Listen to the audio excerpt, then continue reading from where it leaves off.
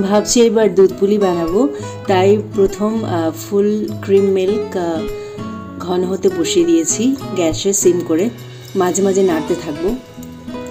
এখন পুরটা বানিয়ে নিব। কোরানো নারকেলের সাথে খোয়া দিলাম আর দিব গুড়। ভালো করে নাড়াতে থাকবো।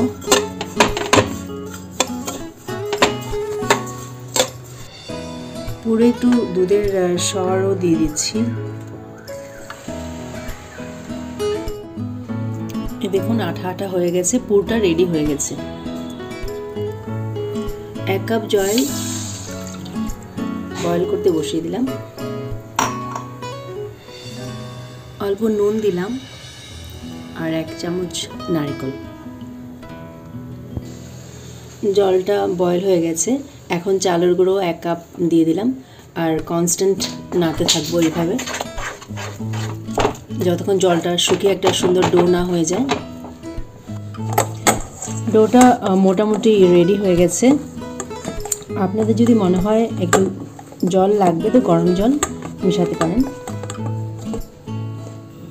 ডোটাকে একটা ভেজা টাওয়েল দিয়ে ঢেকে রাখবো যাতে এটা সফট থাকে। ছোট ছোট লিচি কেটে এইভাবে প্রথমে একটা বাটির মতন বানিয়ে নিতে হবে।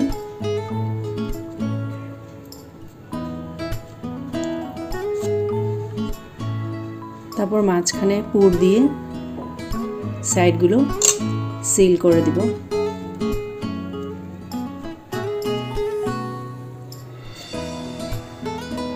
এভাবে বানিয়ে নেব কয়েকটা।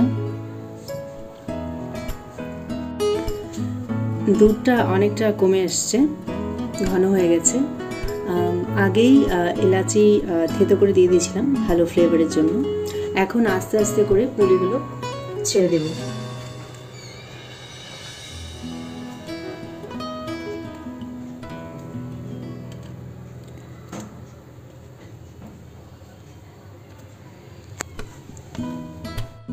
পুলিগুলো যখন উপরে ফ্লোট করবে তার মানে হয়ে গেছে। তারপর গ্যাসটা অফ করে দিব। অফ করে অল্প কনডেন্স মিল্ক মিক্স করে দিব। এখন উপরে অল্প গুড় দিয়ে দিব। আরও ভালো টেস্টের জন্য নারকেল উপর থেকে দিয়ে দিলে খেতে আরও ভালো হয়। এখন অল্প স্ট্যান্ডিং টাইম দিব। ঠান্ডা হওয়ার পর খেতে মজা এসে যাবে। অল্প নারকেলের পুর বাকি ছিল, ওখানে কনডেন্স মিল্ক মিক্স করে এরকম লাড়ু বানিয়ে নিয়েছি। কি মজা লাগছে না দেখতে? গরম গরম দুধ পুলি এনজয় করুন। শুভ পৌষ পার্বণ।